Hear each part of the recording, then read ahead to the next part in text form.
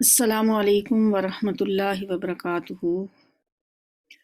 الحمدللہ الذی ہدانا لہذا وما کنا لنہتدی لولا ان ہدانا اللہ، نحمدہ ونصلی علی رسولہ الکریم، اما بعد فاعوذ باللہ السمیع العلیم من الشیطان الرجیم، بسم اللہ الرحمن الرحیم۔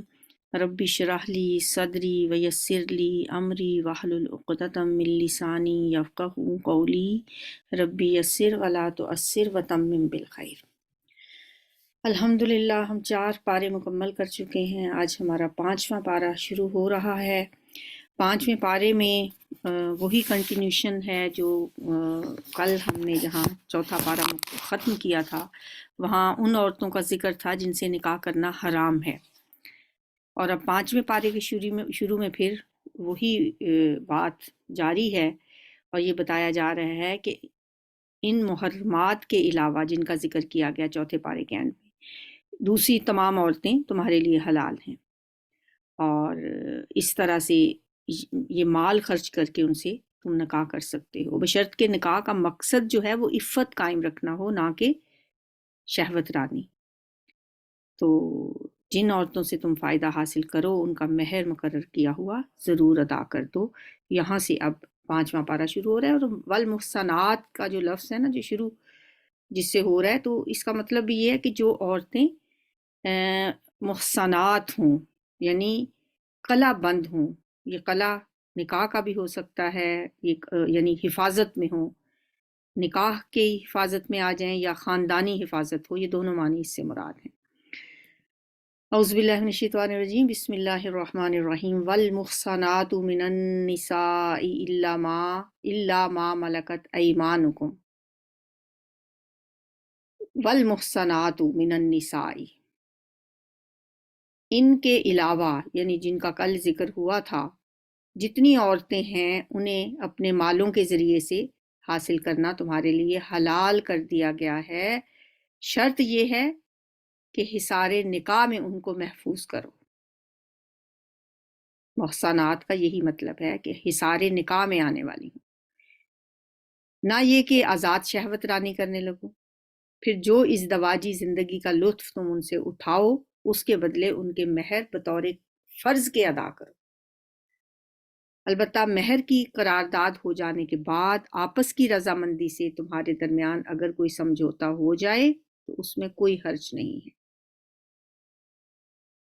وَلَا جُنَاحَ عَلَيْكُمْ فِيمَا تَرَاضَيْتُمْ بِهِ مِنْ بَعْدِ الْفَرِيضَةِ، یعنی وہ مقرر ہونے کے بعد جیسے کل بھی ہم نے پڑھا تھا کہ اگر کوئی عورت معاف کر دیتی ہے تو اس میں کوئی حرج نہیں ہے۔ ان اللہ کانا علیمًا حکیمہ، بے شک اللہ تعالیٰ علیم اور دانا ہے۔ اور جو شخص تم میں سے اتنی قدرت نہ رکھتا ہو کہ خاندانی مسلمان عورتوں سے نکاح کر سکے، یعنی محصنات سے، ان ينكح المحصنات المؤمنات، محصنات کا مطلب یہاں پہ اب کیا ہے؟ جو خاندان کے حصار میں ہوں، اور ایک اس کا مطلب ہوتا ہے جو شادی کے حصار میں آ جائیں۔ تو اب وہ عورتیں جو خاندانی ہیں، مسلمان خاندانی عورتیں، ظاہر ہے ان کا حق مہر بھی زیادہ ہوگا، ان کی حقوق بھی زیادہ ہوں گے۔ جو یہ استطاعت نہیں رکھتا، اسے چاہیے کہ تمہاری ان لونڈیوں میں سے کسی کے ساتھ نکاح کر لے جو تمہارے قبضے میں ہوں اور مومنہ ہوں۔ اللہ تمہارے ایمانوں کا حال خوب جانتا ہے۔ تم سب ایک ہی گروہ کے لوگ ہو، لہٰذا ان کے سرپرستوں کی اجازت سے ان کے ساتھ نکاح کر لو۔ مثلا کسی کی کوئی لونڈی ہے تو اس کا کوئی نہ کوئی مالک تو ہوگا نا، اب اس کی اجازت سے تم ان لونڈیوں کے ساتھ نکاح کر لو گے۔ یعنی جو شخص یہ استطاعت نہیں رکھتا، ظاہر ہے لونڈی کا پھر حق مہر بھی آپ کو کم دینا پڑے گا، اور اس کو اس طرح سے آپ پہ زیادہ ذمہ داریاں نہیں ہوں گی، اور معروف طریقے سے ان کے مہر ادا کر دو جو بھی مقرر ہوں، تاکہ وہ حصار نکاح میں محفوظ ہو کر رہیں۔ محصنات غیر مصافحات، آزاد شہوت رانی نہ کرتی پھریں اور نہ چوری چھپے آشنائیاں کریں۔ ولا متخذات اخدان،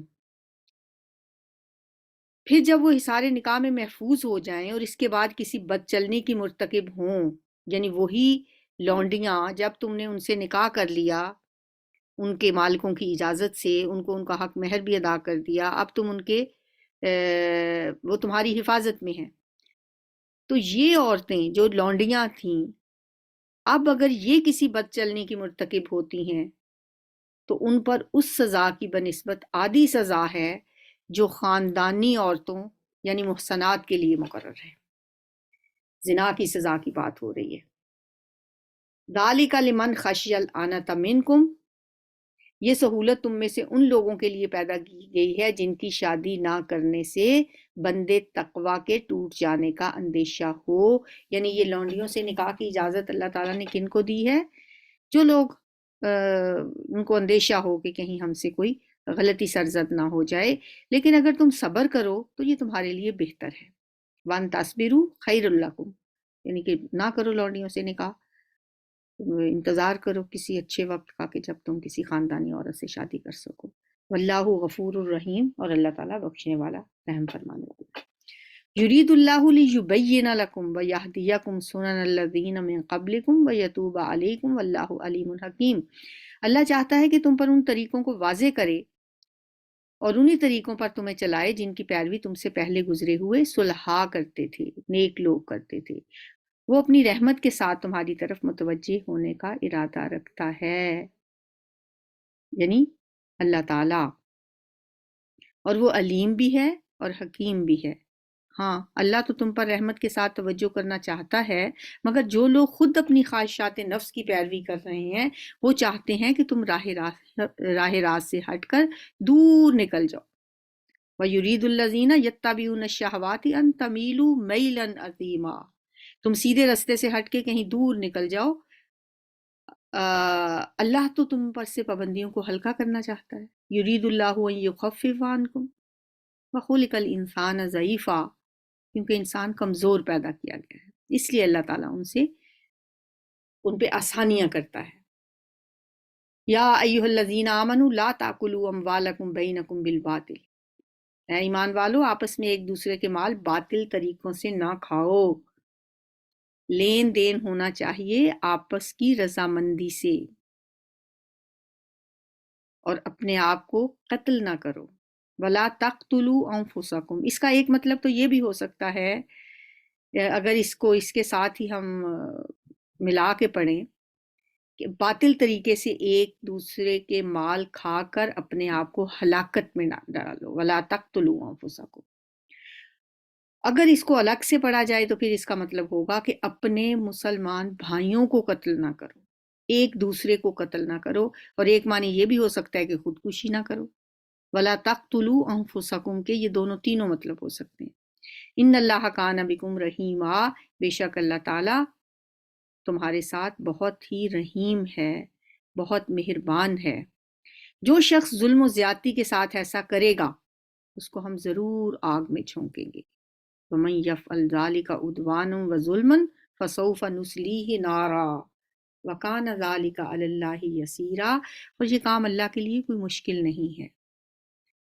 اللہم لا تجعلنا منہم، اللہ ہمیں ان لوگوں میں شامل نہ کرے۔ ان تجتنبوا کبائر ما تنہون عنہ نکفر عنکم سیئاتکم وندخلکم مدخلا کریما، اگر تم ان بڑے بڑے گناہوں سے پرہیز کرتے رہو، یعنی کبیرہ گناہوں سے جن سے تمہیں منع کیا جا رہا ہے، تو تمہاری چھوٹی چھوٹی خطاؤں کو ہم تمہارے حساب سے ساقط کر دیں گے اور تمہیں عزت کی جگہ داخل کریں گے۔ سبحان اللہ، کتنی پیاری آیت ہے نا ہمارے لیے، ہم جیسے لوگوں کے لیے۔ کبیرہ گناہوں سے بچتے رہو، چھوٹے جو گناہ ہیں وہ ہم تمہارے ویسے ہی معاف کر دیں گے۔ ہم احادیث میں پڑھتے ہیں نا، جب ہم وضو کرنے جاتے ہیں تو سارے گناہ جھڑ جاتے ہیں، یہ صغیرہ گناہ ہی ہوتے ہیں، ایسے ہی اللہ تعالیٰ ساقط کرے گا۔ کبیرہ گناہوں سے بچتے رہو، چھوٹے گناہ ہم تمہارے حساب سے ساقط کر دیں گے۔ نکفر عنکم سیئاتکم وندخلکم مدخلا کریما، ایک حدیث میں آتا ہے کہ صبح فجر کی نماز کے بعد آپ 100 دفعہ کہیں سبحان اللہ و بحمدہ، تمہارے سارے گناہ معاف ہو جائیں گے، خواہ وہ سمندر کی جھاگ کے برابر ہوں۔ تو یہ سارے چھوٹے چھوٹے گناہ ہوتے ہیں نا، صغیرہ گناہ معاف ہو جاتے ہیں، کبیرہ گناہ نہیں ایسے معاف ہوتے۔ اگر کبیرہ گناہ کوئی سرزد ہو جائے تو اس کے لیے معافی مانگیں اللہ سے، استغفار کریں، اور اگر کسی کا حق تلف کیا ہے، حق کھایا ہے تو وہ واپس لوٹائیں اور دوبارہ نہ کرنے کا عہد کریں، معافی مانگ کے، توبہ کر کے. تو چھوٹے چھوٹے گناہ اللہ تعالیٰ اس طرح سے معاف کر دیتے. وَلَا تَتَمَنَّوْا مَا فَضَّلَ اللَّهُ بِهِ وَلَا تَتَمَنَّوْا مَا فَضَّلَ اللَّهُ بِهِ بَعْضَكُمْ عَلَى بَعْضٍ. اور جو کچھ اللہ نے تم میں سے کسی کو دوسرے کے مقابلے میں زیادہ دیا ہے اس کی تمنا نہ کرو کہ اس کے پاس یہ کیوں ہے، اس کو یہ مل گیا، میں نے بھی بڑی محنت کی تھی، مجھے کیوں نہیں ملا. یہ نہ کرو. جو کچھ مردوں نے کمایا ہے اس کے مطابق ان کا حصہ ہے، اور جو کچھ عورتوں نے کمایا ہے اس کے مطابق ان کا حصہ ہے. ہاں، اللہ سے اس کے فضل کی دعا مانگتے رہو، یقیناً اللہ ہر چیز کا علم رکھتا ہے. میں کہتی ہوں اس آیت پہ اگر ہم عمل کر لیں نا، وہ سارے حسد، بغض، نفرتیں سب کچھ ختم ہو جائے گا. اللہ سے فضل طلب کرے. دوسروں کی چیزوں کو دیکھ کے حسد کرنا، دوسروں کے بارے میں یہ سوچتے رہنا، یہ مجھے کیوں نہیں ملا، یہ اس کو کیوں مل گیا، میں نے یہ نہیں اتنی محنت کی تھی. تو اس طرح کی باتیں انسان کو ویسے ہی اندر ہی اندر کھاتی رہتی ہیں. تو بجائے اس کے کہ انسان یہ سوچے، اللہ کی طرف رجوع کرے، اللہ سے سوال کرے، اللہم انی اسألک من فضلک العظیم، یا اللہ میں تجھ سے تیرے فضل عظیم کا سوال کرتی ہوں. تو اللہ کا ہی فضل دوسروں پہ بھی ہوا ہے تو آپ پہ بھی ہو جائے گا. للرجال نصیب مما اکتسبوا وللنساء نصیب مما اکتسبن. یہاں پہ عورتوں اور مردوں کی برابری ہمیں نظر آتی ہے. عورتوں کو جو یہ کمپلیکس ہوتا ہے نا کہ ہم مردوں کے شانہ بشانہ چلنا چاہتے ہیں، تو اللہ نے تو شانہ بشانہ کر دیا. جو نیک عمل عورت کرے گی اس میں ذرہ برابر کمی بیشی نہیں ہوگی، اس کا اجر اس کو ملے گا، اور جو مرد کریں گے ان کو بھی اس کے مطابق حصہ ملے گا. اللہ نے کوئی فرق نہیں کیا مردوں اور عورتوں میں. وَلِكُلٍّ جَعَلْنَا مَوَالِيَ مِمَّا تَرَكَ الْوَالِدَانِ وَالْأَقْرَبُونَ. اور ہم نے اس ترکے کے حقدار مقرر کر دیے ہیں جو والدین اور قریبی رشتہ دار چھوڑیں. اب رہے وہ لوگ جن سے تمہارے عہد و پیمان ہوں تو ان کا حصہ انہیں دو. اچھا، پہلے ایسے ہی ہوتا تھا کہ کچھ لوگ اپنے کسی کو لاپالک بیٹا بنا لیتے تھے، اس کو وراثت میں سے حصہ دے دیتے تھے، یا کوئی دوست، کوئی قریبی عزیز، ان کے ساتھ کوئی بہت آپ کی دلی دوستی ہے تو آپ ان کو اپنے ترکے میں سے حصہ دینا. تو اس چیز کو اللہ تعالیٰ نے سرے سے ختم کر کے فرمایا کہ جو وراثت کے حقدار ہم نے مقرر کیے ہیں، جو والدین یا قریبی رشتہ دار جو بھی چھوڑ کے جائیں، ان کو ان کے ترکے میں سے پورا حصہ ان لوگوں کو ہی ملنا چاہیے جن کو اللہ تعالیٰ نے آیت وراثت میں حقدار قرار دیا ہے. ہاں، رہے وہ لوگ جن سے تمہارے کوئی عہد و پیمان ہو تو ان کا حصہ انہیں دے دو اپنی زندگی میں. مطلب آپ کا دل کرتا ہے کہ یہ اس کو میں نے بچے کی طرح پالا ہے، بیٹا بنایا ہوا تھا. اب وہ آپ کا حقیقی بیٹا تو نہیں ہے، لیکن اگر آپ اس کو دینا چاہیں، اس پہ خرچ کرنا چاہیں، اپنی زندگی میں کریں، لیکن آپ کی وراثت کا حقدار وہ نہیں بنے گا. ان اللہ کان علی کل شیء شہید. بے شک اللہ تعالیٰ ہر چیز پر نگران ہے. فضل اللہ بعضهم علی بعض وبما انفقوا من اموالہم. مرد عورتوں پر قوام ہیں اس بنا پر کہ اللہ نے ان میں سے ایک کو دوسرے پر فضیلت دی ہے، اور اس بنا پر کہ مرد اپنے مال خرچ کرتے ہیں. پس جو صالح عورتیں ہیں وہ اطاعت شعار ہوتی ہیں اور مردوں کے پیچھے اللہ کی حفاظت و نگرانی میں ان کے حقوق کی حفاظت کرتی ہیں.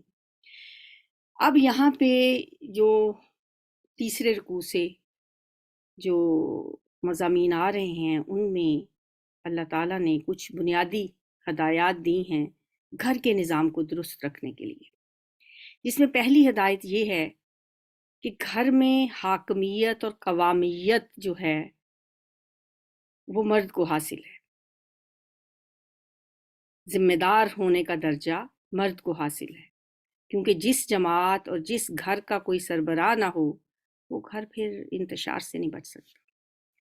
اس سربراہی کا یہ مطلب نہیں ہے کہ مرد کو اللہ تعالیٰ نے مالک بنا دیا اور عورت کو لونڈی کا درجہ دے دیا، بلکہ ان کا باہمی تعلق ایسے ہوگا جیسے ایک رائی اور رعیت کا ہوتا ہے. الرجال قوامون علی النساء. اس آیت کو بھی بڑا مس کوٹ کیا جاتا ہے، اور عورتیں اپنے لیے پتہ نہیں اس کو کیا سمجھتی ہیں کہ ہمیں پتہ نہیں ہماری شان میں کوئی فرق پڑ گیا ہے، مرد کو اللہ تعالیٰ نے ہم سے کوئی بہت ہی اونچا درجہ دے دیا جو کہ عورت کو پتہ نہیں بہت ہی نیچے کر دیا۔ ایسی بات نہیں ہے، اس سے پہلے ہم نے پڑھا کہ اللہ نے فرما دیا نا کہ للرجال نصیب مما اکتسبوا، یہ ادھر للرجال نصیب مما اکتسبوا وللنساء نصیب مما اکتسبنا، تو اس کے بعد کیا باقی رہ جاتا ہے؟ اب یہاں یہ تو ایک نظام چلانا ہے، گھر کا نظام چلانے کے لیے ضروری ہے کہ ایک شخص اس کو کنٹرول کر رہا، اور اس کی ریزن بھی اللہ تعالیٰ نے بتا دی، وَبِمَا أَنفَقُوا مِنْ أَمْوَالِهِمْ، وہ اپنے مالوں میں سے خرچ کرتے ہیں۔ عورت کو تو اللہ تعالیٰ نے اس ذمہ داری سے بالکل آزاد رکھا، شہزادی بنا کے رکھا، اس کو گھر میں بٹھایا، کسی عورت کو کوئی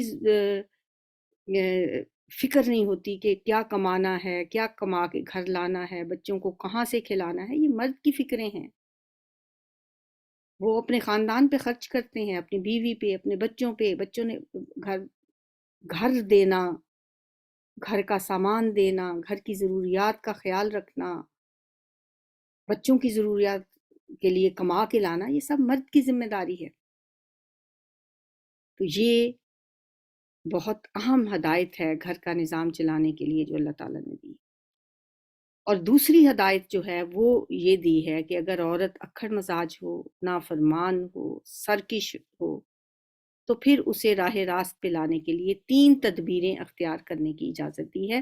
اس سے پہلے فرمایا کہ عورتوں کو ہونا کیسا چاہیے، فالصالحات، جو صالح عورتیں ہوتی ہیں نا، قانتات، وہ اطاعت شعار ہوتی ہیں، فرما بردار ہوتی ہیں، بات ماننے والی ہوتی ہیں، دوسرے لفظوں میں کہیں حکم ماننے والی ہوتی ہیں اپنے شوہر کا، قانتہ، بہت دفعہ یہ قرآن میں یہ لفظ آیا ہے، اطاعت و فرما برداری کے معنوں میں ہوتا ہے، اور حافظات ہوتی ہیں، شوہر کے پیچھے اللہ کی حفاظت و نگرانی میں ان کے حقوق کی حفاظت کرتی ہیں، حافظات للغیب بما حافظ اللہ۔ آگے فرمایا کہ واللاتی، اور وہ عورتیں، تخافون نشوزہم، جن سے تمہیں سرکشی کا اندیشہ ہو۔ نشوز کہتے ہیں حد سے اوپر اٹھ جانا، یعنی اپنی جگہ چھوڑ کے اوپر اٹھنا، نافرمانی کرنا، بد زبانی کرنا۔ جو عورتیں ایسی ہوں، سرکش ہوں، نافرمان ہوں، بد زبان ہوں، اپنی حدود میں نہ رہنے والی ہوں، پھر ان کے بارے میں فرمایا گیا کہ 3 سٹیپس لو، جبکہ اس کو بھی مسکوٹ کیا جاتا ہے۔ وہ 3 سٹیپس کیا بتائے گئے ہیں؟ واللاتی تخافون نشوزہن، نمبر 1 فائزوہن، انہیں نصیحت کرو۔ نمبر 2 وہجروہن، انہیں چھوڑ دو، فی المضاجع، اپنے بستروں سے الگ کر دو، خواب گاہوں میں ان سے علیحدہ رہو۔ تیسری اور آخری بات پھر ہے وَضْرِبُوهُنَّ، ضرب یضرب، ضرب کیا ہوتا ہے؟ مارنا، اپنے مارو، ہلکی مار لگاؤ، لیکن یہ تیسرے نمبر پہ ہے۔ پہلی 2 باتوں کا کہیں آپ تذکرہ نہیں سنیں گے، اسلام کو بدنام کرنے والے نہ اس بات کا ذکر کریں گے فائزوہن کا، نہ اس کا ذکر کریں گے، آگے چلا گیا، وَاہْجُرُوهُنَّ فِی الْمَضَاجِعِ، کہ ان کے بستر الگ کر دو، خواب گاہوں میں ان سے علیحدگی اختیار کرو۔ ہاں، وَاضْرِبُوهُنَّ، یہ نظر آئے گا کہ جی اسلام تو کہتا ہے کہ عورتوں کو مارو، حالانکہ نبی صلی اللہ علیہ وآلہ وسلم نے اس بات کو بالکل پسند نہیں کیا، اور یہ بھی آخری درجے میں یہ اجازت ہے، اجازت دی گئی ہے، یہ نہیں کہ حکم دیا گیا ہے کہ عورتوں کو ضرور مارو۔ اگر کوئی عورت اپنی حدود سے باہر نکلتی ہے، نہیں سمجھتی، تو انتہائی اقدام کے طور پر اور واقعی سرکشی اور بے راہ روی کی صورت میں پھر حد کے اندر رہتے ہوئے اس کو ہلکی مار، بلکہ حدیث سے پتہ چلتا ہے کہ ایک صحابی نے، مجھے اب نام نہیں یاد آ رہا، شاید کون تھے وہ، جسم کے چچا تھے، تھے یا ان کے چچا کے بیٹے تھے، انہوں نے ایک مسواک پکڑ کے کہا کہ اس طرح مسواک کے ساتھ جیسے ضرب لگائی جاتی، فَإِنْ أَطَعْنَكُمْ، پھر اگر وہ تمہاری اطاعت کریں، تمہاری بات ماننے لگیں، تمہاری مطیع ہو جائیں، فَلَا تَبْغُوا عَلَيْهِنَّ سَبِيلًا، پھر خام خواہ ان پر دست درازی کرنے کے بہانے نہ ڈھونڈو، جان لو، یقین رکھو کہ اوپر اللہ موجود ہے جو بڑا اور بالا تر ہے، ان اللہ کان علیٰ کبیرا، جو بڑا اور بالا تر ہے۔ اور اگر تم لوگوں کو کہیں میاں اور بیوی کے تعلقات بگڑ جانے کا اندیشہ ہو تو پھر کیا کرنا ہے؟ ایک حکم مرد کے رشتہ داروں میں سے اور ایک عورت کے رشتہ داروں میں سے مقرر کر،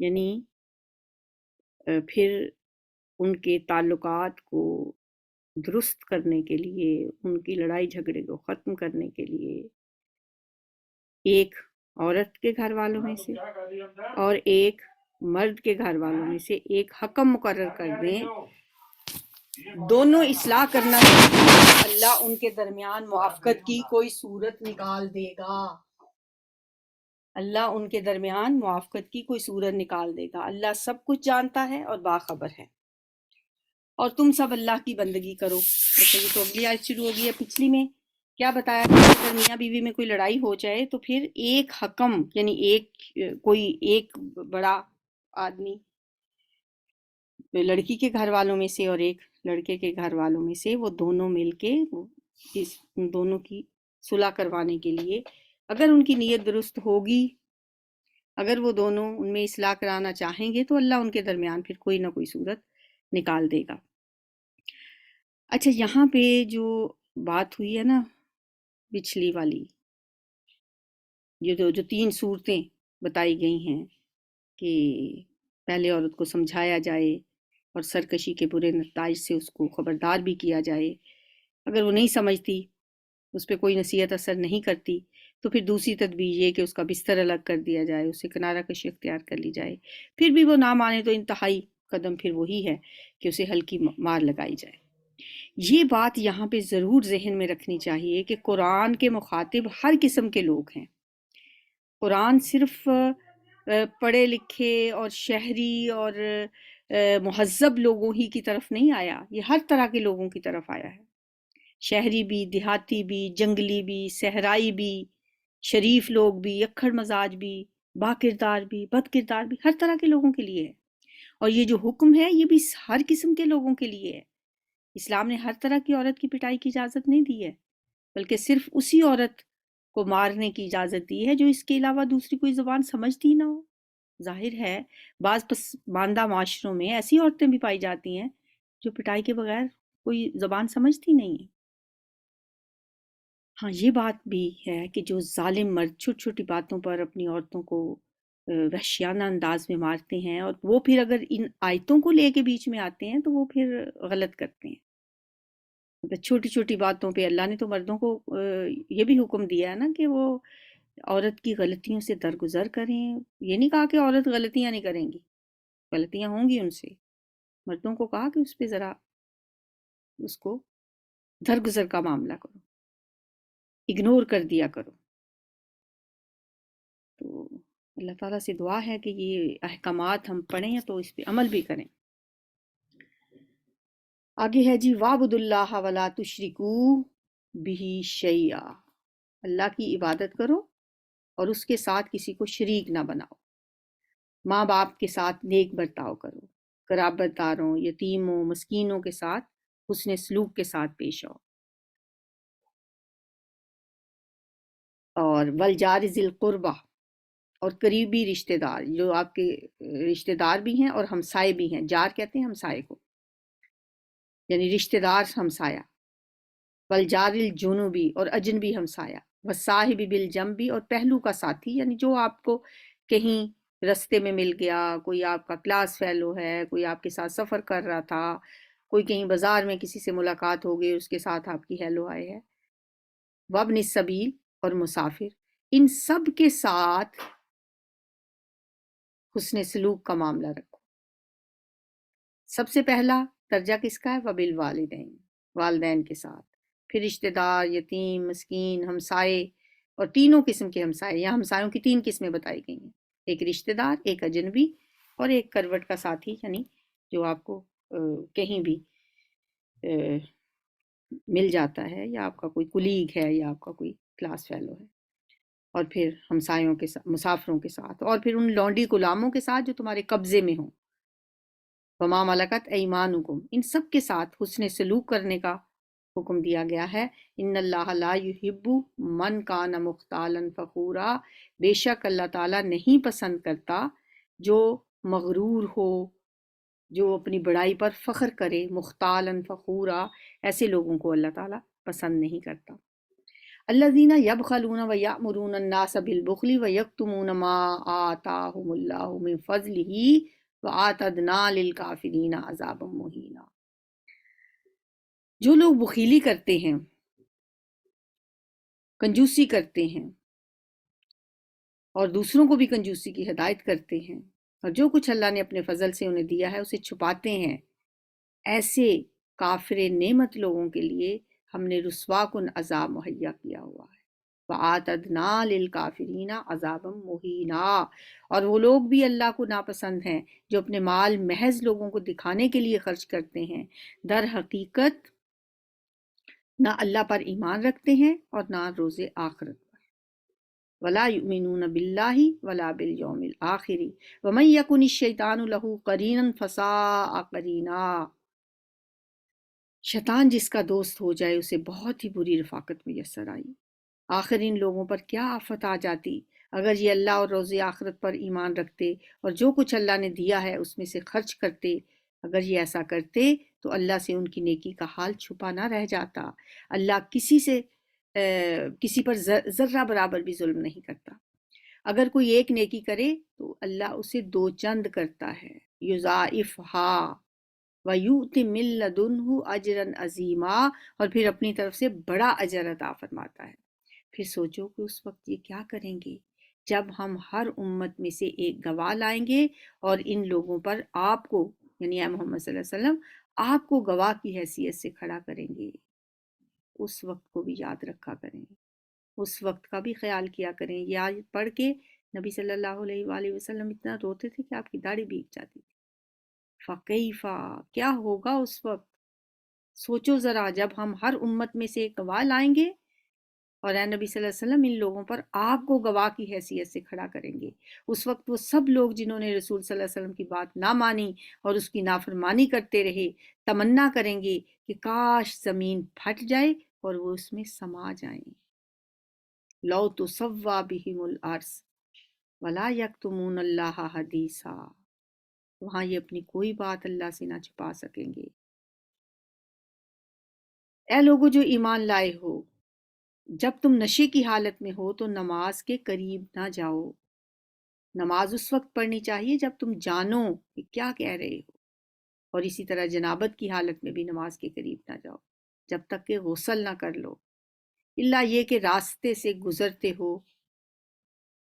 یہ راستے سے گزرنے کا مطلب علماء نے یہ لکھا ہے کہ جنابت کی حالت میں نماز نہیں پڑھنی چاہیے، مسجد میں بھی نہیں جانا چاہیے، لیکن اگر کسی کا رستہ ہی مسجد میں سے گزرتا ہو تو پھر وہاں سے گزر سکتے ہیں۔ اور ایک اس کا مطلب یہ بھی لیا گیا ہے کہ اگر آپ کہیں سفر میں ہوں اور جنابت کی حالت میں ہوں تو پھر آپ تیمم کر کے نماز پڑھ سکتے ہیں۔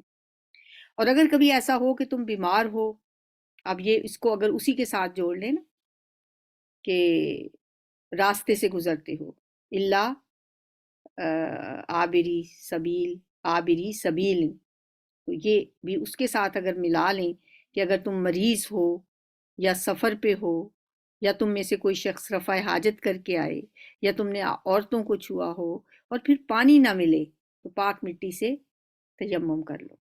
فَتَيَمَّمُوا صَعِيدًا طَيِّبًا، اور اسے اپنے چہروں اور ہاتھوں پر مسح کر لو، بے شک اللہ نرمی سے کام لینے والا اور بخشش فرمانے والا ہے۔ تیمم کا طریقہ آپ کو پتہ ہی ہے، ہاتھوں کو مٹی کے اوپر ماریں، زیادہ مٹی لگ گئی ہے تو پھونک مار لیں ایک دفعہ، اور اسے اپنے چہروں پر مل لیں، پھر ایک دفعہ کریں اور اسے اپنے ہاتھ کی بیک پہ کوہنی تک ایک ہاتھ سے دوسرے کو اور دوسرے سے پہلے ہاتھ کو اس کے اوپر مسح کر لیں، بس یہی تیمم ہے، ایک ایک دفعہ۔ الم تر الی الذین، آپ نے ان لوگوں کو دیکھا جنہیں کتاب کے علم کا کچھ حصہ دیا گیا ہے، وہ خود ضلالت کے خریدار بنے ہوئے ہیں اور چاہتے ہیں کہ آپ کو بھی راہ گم کر آپ کو چاہتے ہیں کہ آپ بھی راہ گم کر دو۔ وَيُرِيدُونَ أَن تَضِلُّوا السَّبِيلَ، اللہ تمہارے دشمنوں کو خوب جانتا ہے اور تمہاری حمایت اور مددگاری کے لیے اللہ ہی کافی ہے۔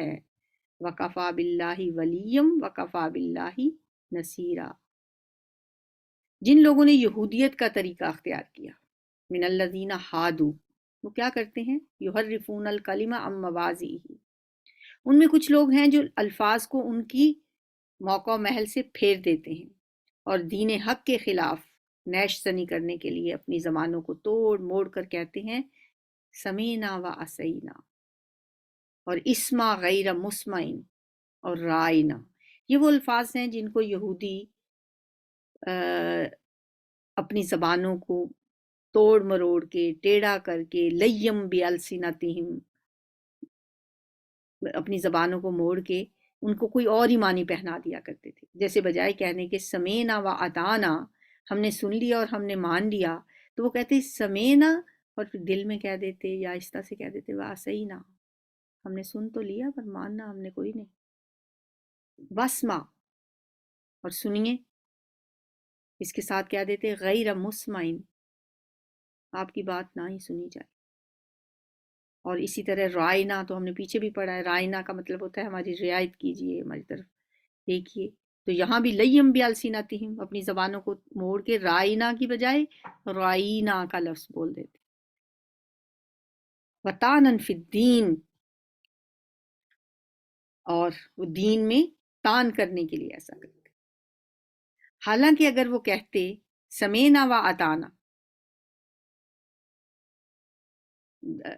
سمینا و اطانا اگر وہ کہتے اور اسما اور انظر نہ کہتے تو یہ ان کے لیے بہتر ہوتا، یعنی سمینا کے بعد کہتے اطانا، ہم نے مان لیا، اور اسما اور انظرنا، اسما غیر مسمعین نہ کہتے، صرف اسما سنیے، اور رائنا کی بجائے انہیں ہدایت دی گئی تھی کہ مسلمانوں کو بھی کہ انظر نہ کہیں، تو یہ ان کے لیے بہتر ہوتا اور زیادہ راست بازی کا طریقہ تھا یہ۔ اقوام، مگر ان پر تو ان کی باطل پرستی کی بدولت اللہ کی پھٹکار پڑی ہوئی ہے۔ لعنہم اللہ بکفرہم، اس لیے وہ کم ہی ایمان لاتے ہیں۔ یا ایھا الذین اوتوا الکتاب آمنو، اے وہ لوگوں جنہیں کتاب دی گئی ہے مان لو اس کتاب کو جو ہم نے اب نازل کی ہے، یعنی قرآن پاک، اور جو اس کتاب کی تصدیق کرتی ہے جو تمہارے پاس پہلے سے موجود تھی، اس پر ایمان لے آؤ اس سے پہلے کہ ہم چہرے بگاڑ کر پیچھے پھیر دیں یا ان کو اسی طرح لعنت زدہ کر دیں جس طرح سبت والوں کے ساتھ ہم نے کیا تھا، اور یاد رکھو کہ اللہ کا حکم نافذ ہو کر رہتا ہے۔ وَكَانَ أَمْرُ اللَّهِ مَفْعُولًا، ان اللہ لا یغفر ان یشرک بہ، بے شک اللہ تعالی شرک کو معاف نہیں کرتا، اس کے سوا دوسرے جس قدر چاہے گناہ ہوں اور جس کے لیے وہ چاہے معاف کر دیتا ہے۔ یہاں پہ یہ بات یاد رکھنی چاہیے کہ جس قدر وہ چاہے اور جس کے لیے چاہے، اس آیت کو یہ نہ سمجھیں کہ اللہ تعالیٰ شرک معاف نہیں کرتا باقی سب کچھ معاف کر دیتا ہے، بلکہ یغفر ما دون ذالک لمن یشاء، اس کے علاوہ جو بھی گناہ ہوں گے وہ جس کے لیے چاہے گا اور جتنا چاہے گا معاف کر دے گا۔ وَمَن يُشْرِكْ بِاللَّهِ فَقَدِ افْتَرَىٰ إِثْمًا عَظِيمًا، اور جس نے کسی اور کو شریک ٹھہرایا اللہ کے ساتھ، اس نے تو بہت ہی بڑا جھوٹ تصنیف کیا اور بڑے سخت گناہ کی بات کی۔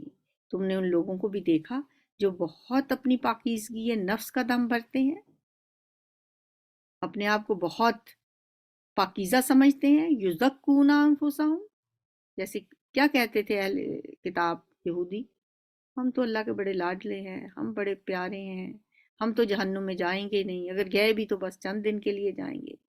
تو یہ اپنے آپ کو بڑا پاکیزہ نفس سمجھنے کی باتیں ہیں، حالانکہ پاکیزگی تو اللہ ہی جسے چاہتا ہے عطا کرتا ہے۔ سورہ نجم میں بھی اللہ تعالیٰ نے فرمایا وَلَا تُزَكُّوا أَنفُسَكُمْ، اپنے آپ کو ایویں پاک باز نہ سمجھتے رہا کرو۔ یہ بے شک آیت کسی کے بھی بارے میں نازل ہوئی ہو، لیکن ہم بھی اس کے مخاطب ہیں. ہم میں بھی ایسے بڑے لوگ ہیں جو اپنے آپ کو تھوڑی سی ذرا 4 دن نمازیں کیا پڑھ لیں تو وہ اپنے آپ کو بہت ہی پاک باز سمجھنا شروع کر دیتے ہیں. اللہ تعالیٰ کا حکم ہے یہ، وَلَا تُزَكُّوا أَنفُسَكُمْ، اپنے آپ کو پاکیزہ نہ سمجھتے رہا کرو. پاکیزہ کسی کے سمجھنے سے نہیں ہوتا، پاکیزگی تو اللہ ہی دیتا ہے. بل اللہ یزکی من یشاء ولا یظلمون فتیلا. اور انہیں جو پاکیزگی نہیں ملتی تو در حقیقت ان پر ذرہ برابر ظلم نہیں کیا جاتا. دیکھو تو صحیح، یہ اللہ پر بھی جھوٹے افطرا گھڑنے سے نہیں رکتے، اور ان کے صریحاً گناہ گار ہونے کے لیے یہی ایک گناہ کافی ہے. یہ بھی تو ایک گناہ ہی ہے نا. الم ترى الی الذین، کیا آپ نے دیکھا نہیں ان لوگوں کی طرف جنہیں کتاب کے علم میں سے کچھ حصہ دیا گیا ہے، اور ان کا حال یہ ہے کہ جبت اور طاغوت کو مانتے ہیں، اور کافروں کے متعلق کہتے ہیں کہ ایمان والوں سے تو یہی زیادہ صحیح راستے پر ہیں. یہودیوں کی بات ہو رہی ہے.